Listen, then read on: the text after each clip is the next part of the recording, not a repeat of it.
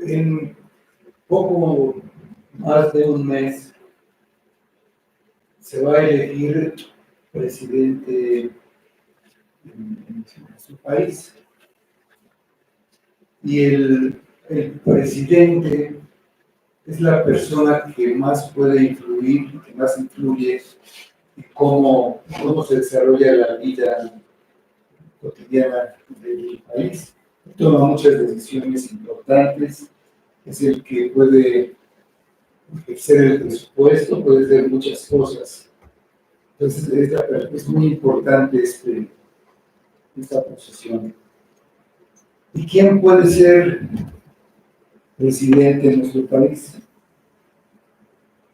Bueno, dice la Constitución que el presidente tiene que ser mexicano por nacimiento.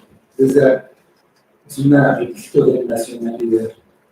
Tiene que ser mayor de 35 años. Tiene que haber vivido en México el último año, puede salir un mes. No puede ser un ministro religioso, no puede ser secretario de Estado, y tampoco miembro de las Fuerzas Armadas 6 meses antes. Esos son los requisitos. Y asombrosamente no hay ningún requisito acerca de su capacidad o sus conocimientos, sus habilidades, de cómo es esta persona. Entonces el resultado es que cualquiera es el presidente, cualquiera. Y pues son notoriamente ineptos. Inepto quiere decir que es incapaz. Y es incapaz porque no se le pide que sea capaz, no está dentro de los requisitos. No se le pide un mínimo de conocimiento siquiera, ni de virtudes, no se le pide que sea honrado. Entonces, ese es el resultado de tener a alguien así en un puesto importante, pues es la realidad que tenemos en nuestro país. Y bueno, no solamente en nuestro país, pero vivimos aquí. Entonces, vamos a la carta de Tito que estamos estudiando. Y Tito, Pablo le dice a Tito que es necesario tener a dirigentes en la iglesia. Y dice, ¿quiénes pueden ser esos dirigentes? Ahí sí hay algunos requisitos. Tito 1, versículos 5 hasta la primera parte del 7. Dice, por esta causa te dejé en Creta, para que corrigieses lo deficiente y establecieses ancianos en cada ciudad, así como yo te mandé. El que fuere irreprensible, marido de una sola mujer, y tenga hijos creyentes, que no estén acusados de disolución ni de rebeldía, porque es necesario que el obispo sea irreprensible como administrador de Dios. Hasta ahí la lectura de la palabra. Vamos a ver. Señor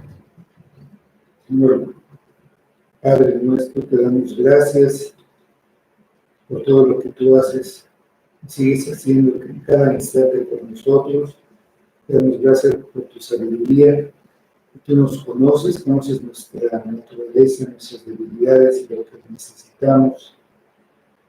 Y como tu iglesia, pues volteamos a verte y queremos seguir tus instrucciones, tu voluntad, para que tú nos muestres en tu palabra lo que tú has dejado para tu iglesia. Ayúdanos, Padre, obra en nosotros, que esto no solamente sea un conocimiento, sino que se pueda ser aplicado a la vida de cada uno, para acercarnos más a ti.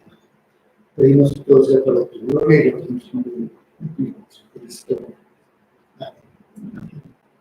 Bueno, en esta carta a Tito, Pablo ha establecido que él es un siervo de Dios y que es un enviado o un apóstol de Jesucristo, por lo que tiene una autoridad que le fue delegada directamente por Jesucristo, como tienen los demás apóstoles.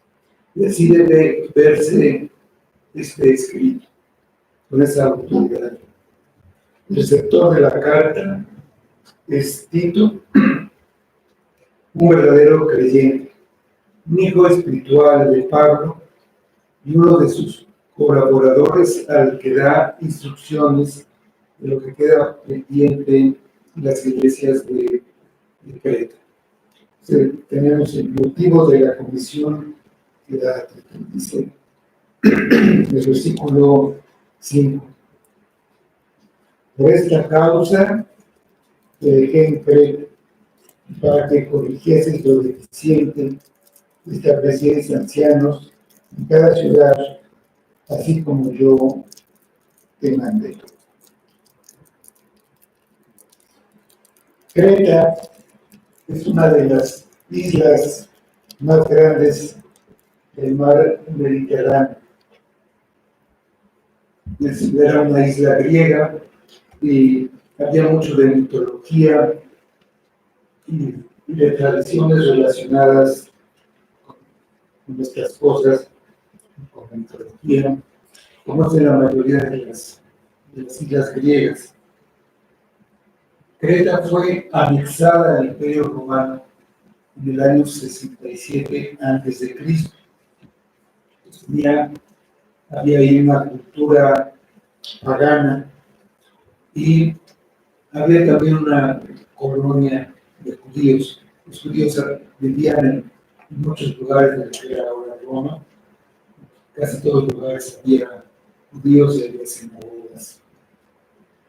A los cretenses se les menciona entre los que escucharon a Pedro en su primera predicación de Pentecostés.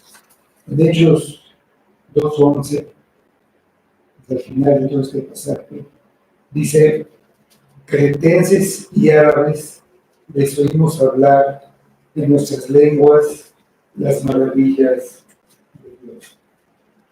Los que oyeron hablar a los discípulos de sus propias lenguas eran judíos que vivían en diferentes lugares y habían ido a Jerusalén para esta fiesta, como acostumbraban a hacer en las fiestas en las que era obligatorio que estuvieran ahí en Jerusalén.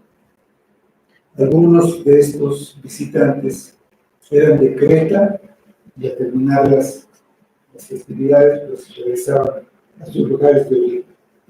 Esto fue al principio de la era cristiana y ya habían pasado varios años de cierta presencia del Evangelio y había cristianos en la isla de Creta, cuando Pablo escribió a su colaborador. Pero no solamente eran aquellos cristianos que oyeron a Pedro, quizá hubo algunos convertidos y quizá antes de escribir esta carta, en un viaje que no se menciona en el libro de los Hechos, Pablo y Tito habían estado trabajando juntos en Creta. Y por eso Pablo, en la carta le dice que lo dejó ahí en Creta. Durante su estancia, había estado haciendo una labor evangelística, se habían reunido con los discípulos, habían proclamado el Evangelio, habían buscado lugares de reunión en diferentes ciudades, pero no había una organización formal en las iglesias. Pablo había salido de Creta, no sabemos si hay motivo concreto, pero muy posiblemente fue para seguir su obra de evangelismo, visitar iglesias en otros lugares, que era lo que Pablo acostumbraba a hacer. La organización de las iglesias en Creta estaba muy lejos de ser un asunto terminado, y entre otras cosas, faltaba designar hombres para dirigir a estas iglesias.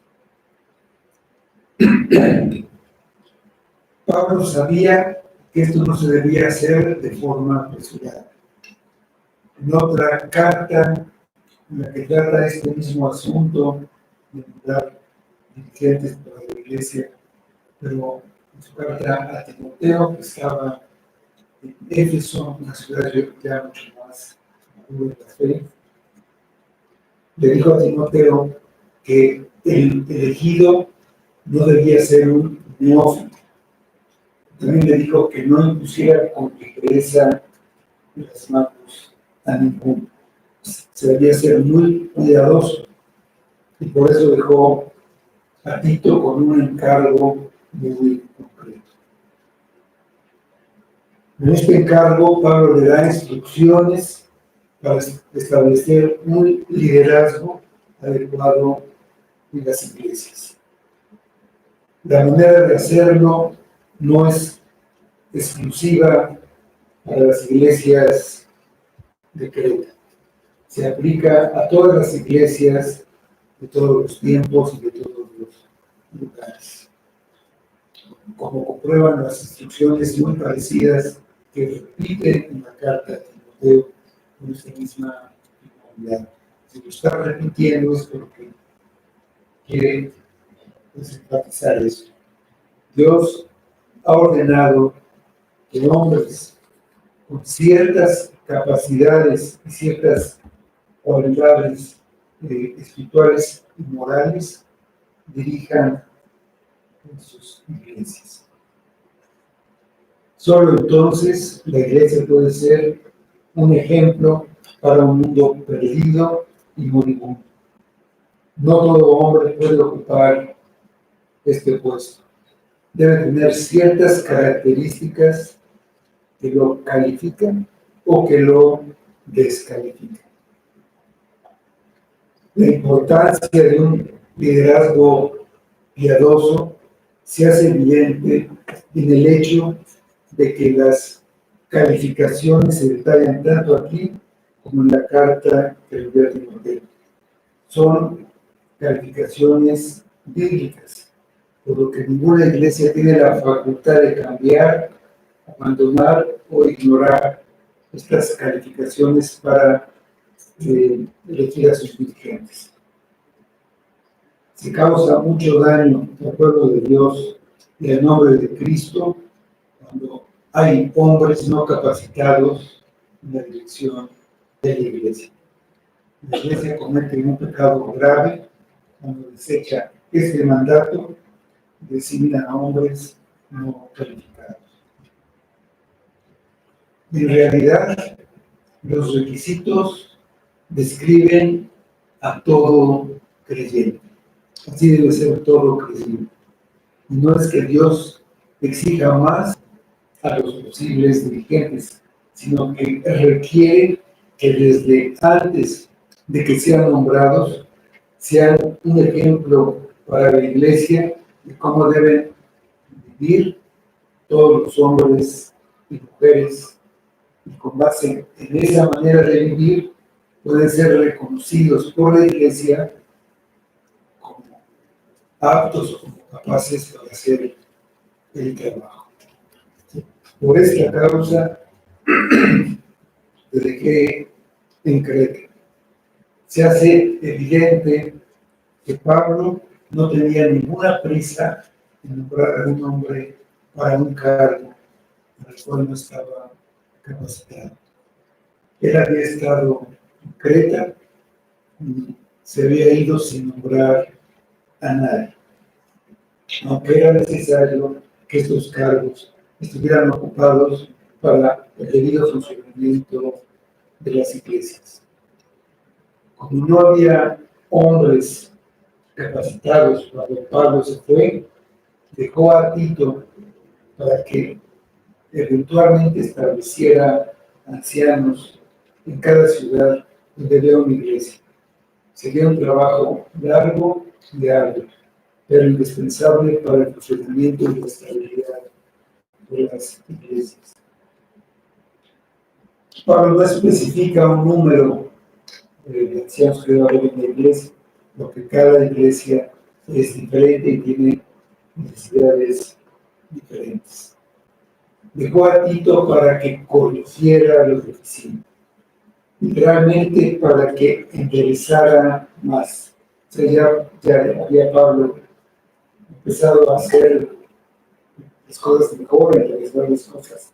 Lo deja para que siga interesando, para que agregara lo que faltaba en las iglesias que estaban en las diferentes ciudades. Aquí es importante recordar que Tito no era un pastor, no era el pastor de una iglesia, como tampoco lo era Timoteo. Ellos eran delegados apostólicos. Una vez que terminaran su encargo, ellos iban a salir, se iban a reunir con Pablo. Tito, la carta de Tito dice que se va a reunir con él en otro lugar para otra tarea. Lo principal para Tito era establecer oficiales legítimos en cada ciudad, tratar con los falsos maestros y enseñar cómo deben vivir los hombres y las mujeres que son miembros de las iglesias. Independientemente de la iglesia de la que se trate, siempre existen defectos y cosas por hacer. Toda iglesia tiene un largo camino que recorrer para alcanzar la estatura que debe tener delante del Señor.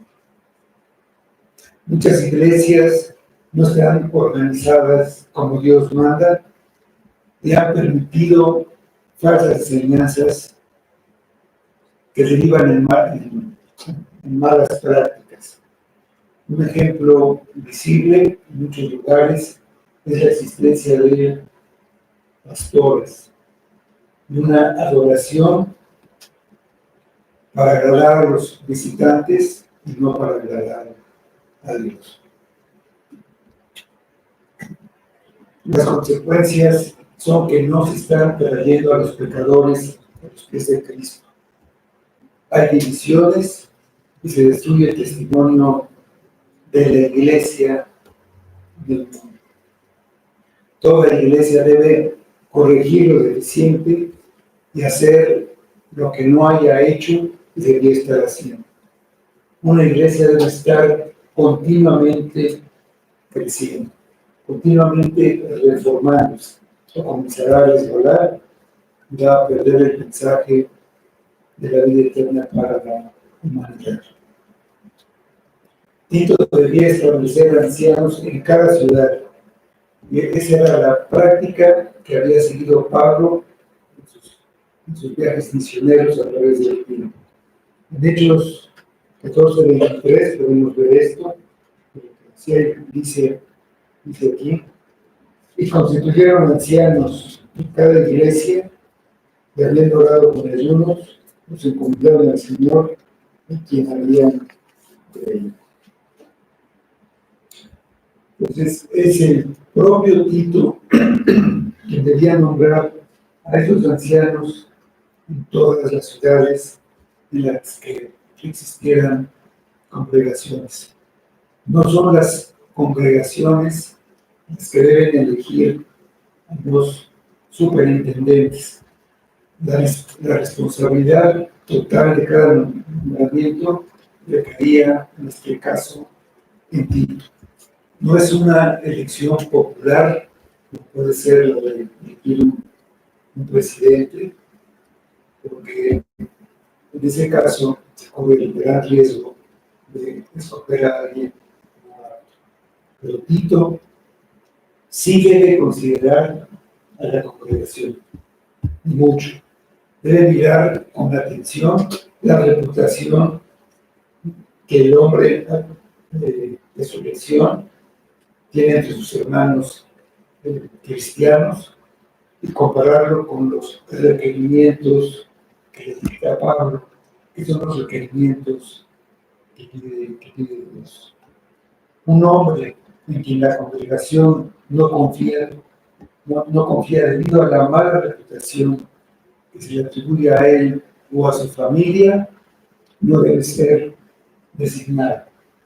La congregación tiene poder de veto.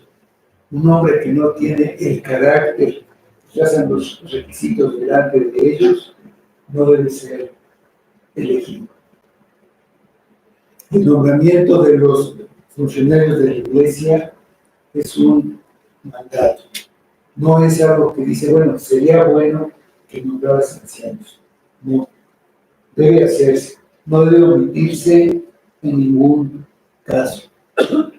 No se trata solamente de algo deseable, es universal.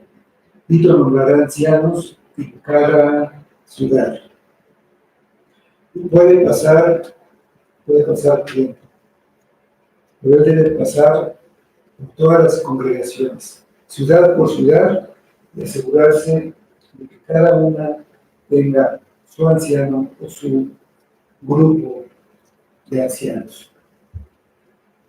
Estos ancianos deben ser tomados entre los hombres maduros de esa iglesia, entre los creyentes maduros. Madurez no es sinónimo de muchos años. Puede haber hombres de mucha edad con comportamientos infantiles que no son maduros.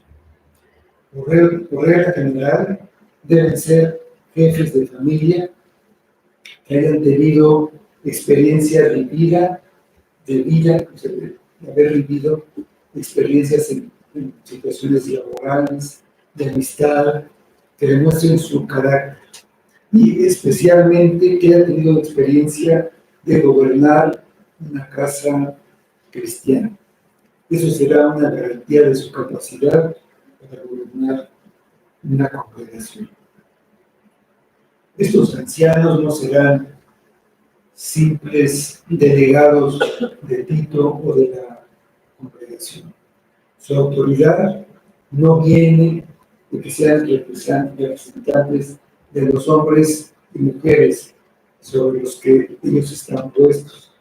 Su autoridad tiene un origen mucho más elevado.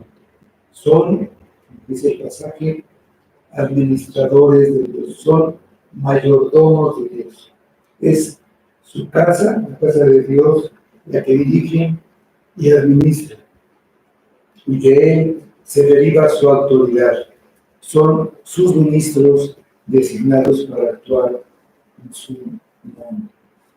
Es en su nombre que tienen que hablar, como sus agentes y embajadores, trabajando para promover los intereses de su reino.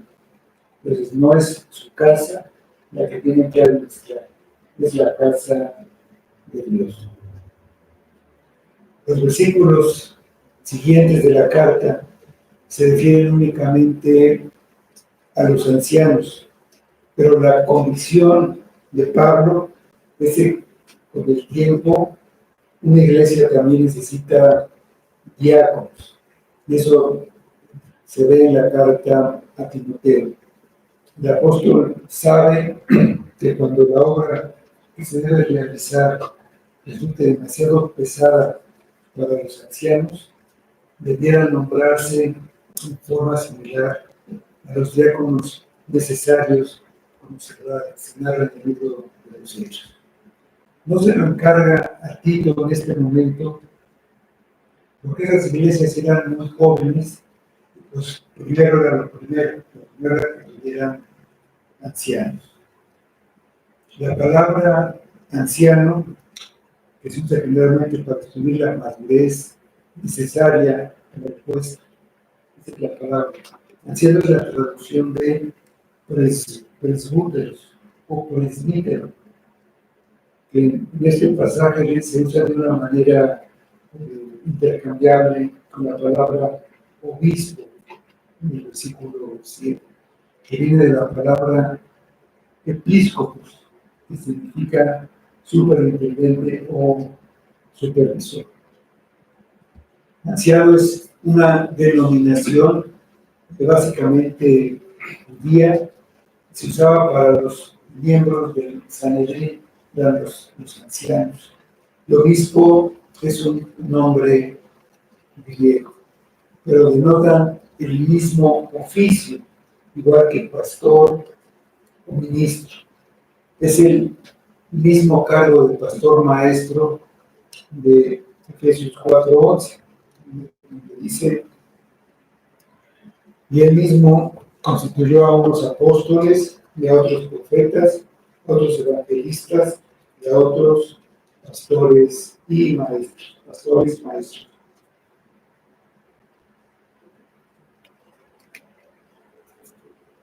Dice en el pasaje de Efesios, son un don de Cristo para la iglesia. El enfoque del don es pastorear y supervisar y apacentar a los creyentes de la iglesia local. Tito debía establecer ancianos en cada ciudad, es decir, en cada iglesia local. El anciano tiene autoridad en la iglesia en la que ha sido establecido. Pues no es un nombramiento universal. Un pastor de esta iglesia no es pastor de la iglesia de Torreón o ninguna otra. Es de la iglesia local. No es supervisor, sino de la iglesia que lo reconoció, a la que conoce y de la que es conocido. Solo se puede pastorear a las ovejas que se conocen y que lo conocen. Por eso no puede existir una iglesia internacional con cultos por internet, cuyo pastor no conoce a sus ovejas ni las ovejas las conocen a él y nunca los ha visto en persona. Los ancianos deben ser establecidos como Pablo mandó. Es un mandato con autoridad apostólica. Deben cumplir con los requisitos. ¿Qué requisitos? Los requisitos de los que se deben nombrar, dicen los versículos 6 y 7. Esto se prolonga por más versículos, pero vamos a llegar nada más hasta aquí, el día de hoy. Dice: el que fuere irreprensible, marido de una sola mujer, que tenga hijos creyentes, que no estén acusados de disolución y de rebeldía, porque es necesario que el obispo sea irreprensible como administrador de Dios. Entonces, el que puede ser nombrado debe ser irreprensible o irreprochable. La idea es que no pueda ser acusado abierta y públicamente de alguna falta relacionada principalmente con los requisitos que se piden. Porque es necesario que el obispo sea irreprensible como administrador de Dios. Un ejemplo de cómo sería esto está en Daniel 6:4. Dice este versículo: entonces los gobernadores y sátrapas buscaban ocasión para acusar a Daniel en lo relacionado al reino, pero no podían hallar ocasión alguna o falta, porque él era fiel y ningún vicio ni falta fue hallado en él. No se trata de una perfección sin pecado. Solamente Jesucristo es perfecto. Los ancianos pecan, dicen cosas que no deben y sus actitudes no siempre son correctas. Si se requiriera perfección, pues nadie podría ser un anciano. La palabra irreprensible Pablo está diciendo que cuando el anciano pecara, tenía que tratar con ese pecado, confesarlo ante el Señor y recibir restauración. Él debía ser una persona que se dedicara a caminar en armonía con Dios y su propósito, que cuando cayera, rápidamente confrontara su pecado, para que ese pecado no se interpusiera entre él y su Dios. Lo que se requiere es que los dirigentes de la Iglesia de Cristo no tengan un defecto pecaminoso o un hábito que pueda cuestionar su virtud, su justicia o su piedad. No debe haber en sus vidas algo que los descalifique como un modelo, como un ejemplo de carácter moral y espiritual que sea digno de ser imitado por los creyentes que están bajo su cargo. No solo deben enseñar y predicar correctamente, sino vivir correctamente. Sin embargo, hay pecados que descalifican a un hombre para ser anciano, como la inmoralidad sexual, que está relacionado con el siguiente requisito: marido de una sola mujer. En esa cultura pagana, los hombres se acostumbraban a tener varias esposas. Era una práctica tanto entre los romanos como entre los griegos, y los judíos pues tenían cierta costumbre también de facilidad de divorcio, si lo permitían por cualquier causa. Pues Pablo le recuerda a Tito que ese no era el plan de Dios. Desde el principio, el plan de Dios era que el hombre tuviera una sola mujer. Dios le dio a Adán a una sola mujer para que fuera su compañera. Así que ese era el propósito de Dios desde el principio. Esta declaración del marido de una sola mujer ha sido tomada de diversas maneras, como para afirmar que el marido tiene que ser casado necesariamente, porque si no es casado, pues no es marido de ninguna mujer. Y por lo que se dice más adelante, también algunos han pensado que necesariamente tiene que tener hijos, más de uno, por lo menos dos. La falta de esposa o de hijos descalifica a alguien para el ministerio. Pero basta recordar que Jesús y Pablo eran solteros. Otros afirman que no puede ser anciano un hombre que enviudó y se volvió a casar, porque pues, no es marido de una sola mujer, una segunda esposa tiene, entonces tuvo dos. Pero la palabra de Dios dice que la muerte disuelve el pacto del matrimonio, termina con ser. Así que el matrimonio es un pacto y también se termina. Se pueden plantear muchísimas situaciones. ¿Qué pasaría con un hombre que fue infiel a su esposa? Al ser infiel como otra mujer, aunque no se haya casado con ella, en este caso, el hombre ha pecado claramente contra su esposa, contra la iglesia y contra Dios. Ya dejó de ser irreprensible a la iglesia. Ya no es un ejemplo. Y la iglesia debe tratar este asunto por medio de la disciplina. Ese hombre podría ser acusado de una mancha en su carácter, lo que lo descalifica. Su testimonio hacia el mundo ya no es un ejemplo de piedad. Y en el caso de divorcio, La Escritura permite el divorcio en ciertas situaciones.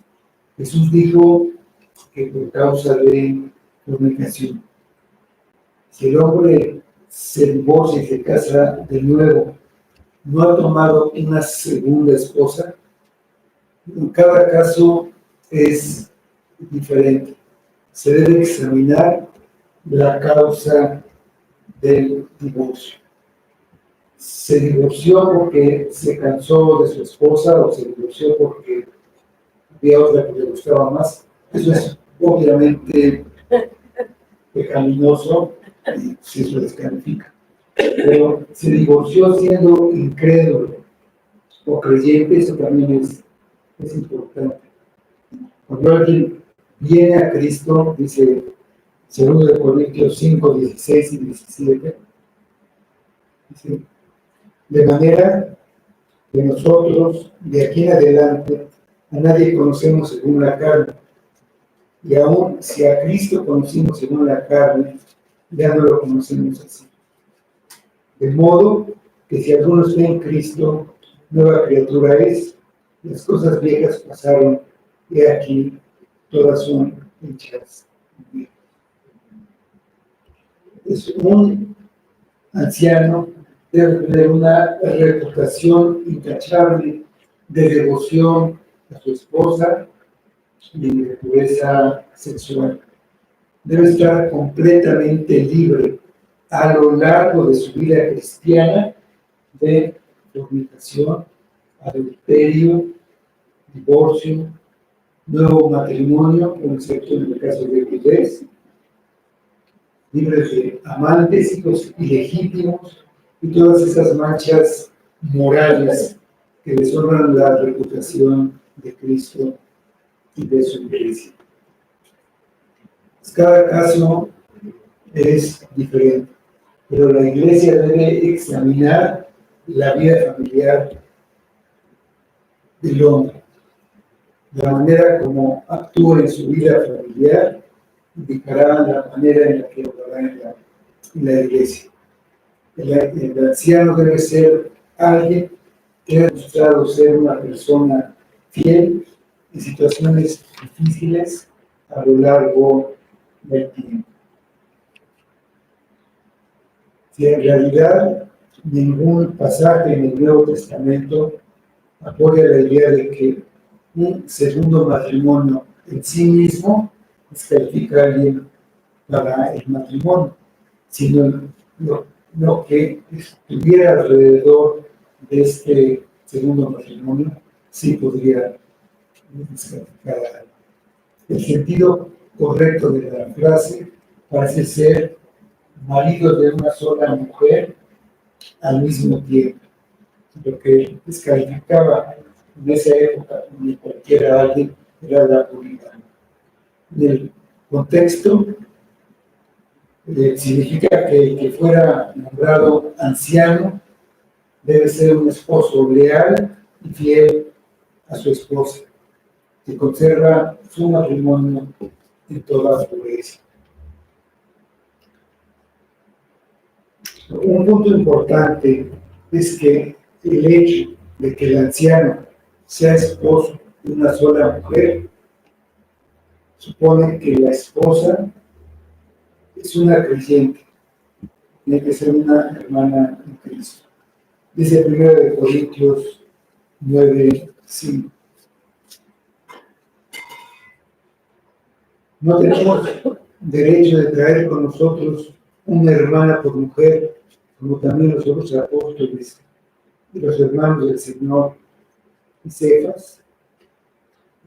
Ningún hombre que se encuentre en un matrimonio en yugo desigual puede ser pastor. No importa cuándo ocurrió este matrimonio por primera vez. Si el hombre tiene una cónyuge incrédula, su primera y principal responsabilidad es vivir el Evangelio con la esperanza de que su esposa incrédula se arrepienta y venga a Cristo. Otro punto que se desprende es que el puesto de anciano está reservado para los hombres. El anciano debe ser esposo de una sola mujer, y esto excluye a las mujeres, aunque quizá en esta época no, pero en principio sí. En otras partes de la Escritura se afirma claramente que el liderazgo de la iglesia debe ser masculino. Dios ha definido roles específicos para los hombres y las mujeres dentro de la iglesia y también dentro de la familia. La siguiente calificación que hace que un hombre sea irreprensible es su liderazgo familiar y que tenga hijos creyentes que no sean acusados de disolución ni de rebeldía. Un hombre que no es capaz de dirigir espiritual y moralmente a su propia familia no está calificado para dirigir una congregación entera. Para determinar si un hombre está calificado para el liderazgo de la iglesia, se debe observar primero la influencia que ejerce sobre sus hijos. El anciano no debe ser solamente un ejemplo en su relación con su esposa, sino también con sus hijos. Pablo le dice a Tito que los hijos deben ser creyentes, no ser conocidos por su desobediencia y su vida desordenada. También hay diferentes puntos de vista sobre lo que Pablo le está diciendo a Tito con esto. Hay ancianos en todo el mundo cuyos hijos no están caminando con el Señor porque todavía no han aceptado al Señor como su Salvador. Quiso Pablo decir que ningún hombre que tuviese hijos incrédulos podía ejercer la función de anciano de la iglesia. Si ese fuera el caso, sería necesario esperar a que los hijos de los ancianos crecieran y aceptaran al Señor para que al menos pudieran considerarse como aspirantes al puesto. Entonces, su ministerio y su llamado estaría dependiendo completamente del comportamiento de sus hijos, no de su propio desempeño en su vida. La palabra que se traduce creyentes también puede traducirse como fieles o confiables. Y de hecho, en algunas versiones de la Biblia han usado esta palabra, fieles en vez de creyentes. La idea es que el anciano se haya esforzado en entrenar a sus hijos en los caminos de Dios. Pablo aclara esto cuando dice que los hijos de los ancianos no deberían ser acusados de libertinaje o desobediencia. Si mientras los hijos se encuentran en la casa del anciano, bajo su cuidado y responsabilidad, viviendo en la casa de él no se preocupa de su comportamiento y su bienestar espiritual, entonces no será un líder adecuado para la iglesia. En este pasaje deberíamos enfocarnos en la dedicación y el esfuerzo del anciano en tener una familia consagrada a Dios y no en el comportamiento o el compromiso individual de cada hijo. Una mirada al Antiguo Testamento nos muestra que muchos hombres de Dios tenían hijos que no siguieron sus ejemplos. David tuvo hijos que se desviaron de los caminos de Dios.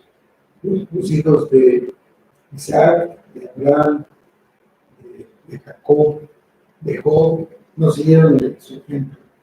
Vemos que Dios no rechazó a estos hombres por causa de sus hijos. Sin embargo, Él sí esperaba que ellos hicieran su parte en instruir a sus hijos en sus caminos de Dios. Nadie puede garantizar que si enseñamos y compartimos a Cristo con nuestros hijos, ellos siempre van a venir al Señor. El anciano no puede garantizar la salvación de ninguno de sus hijos ni de ninguna persona, pero sí puede hacer su parte para enseñarlos y capacitarlos en los caminos del Señor. La familia del anciano no debe ser indisciplinada. Nada puede sustituir el control de los padres. A fin de cuentas, sí, la educación de los hijos pues depende de los padres. Un anciano debe gobernar bien a su familia, que la familia lo respete, esté bien instruida espiritualmente. Si su familia fuera rebelde y se opusiera a lo espiritual y fueran incrédulos o burlones, no se le podría encargar el gobierno de la iglesia. Si un hombre no tiene el respeto de su familia, pues muy difícilmente va a tener el respeto de la iglesia. En resumen, las relaciones familiares son un termómetro para medir la salud espiritual del hombre que quiere ser ministro.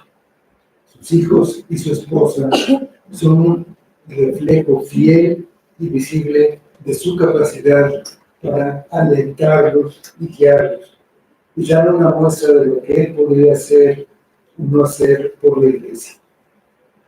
Una esposa fría, indiferente, que no se involucra, que no quiere nada con la iglesia. Unos hijos rebeldes descalifican a un hombre para el infierno. Las cualidades de los líderes pueden verse en sus hogares. Cualquier tipo de dificultades entre el esposo y la esposa o con los hijos señalan una incapacidad para solucionar los conflictos en casa, y pues, el que no puede gobernar bien su casa, pues no puede gobernar bien la iglesia. Pues, como decíamos anteriormente, los requisitos no son exclusivos para los ministros. Las exigencias no son solamente para los pastores. Les tomemos un momento para examinarnos a nosotros mismos. Lo primero que podemos examinar fácilmente es nuestra relación, pues primero en nuestra familia, con nuestros cónyuges, con nuestros hijos, con nuestros padres, con los que están a su alrededor, con nuestros hermanos y la iglesia.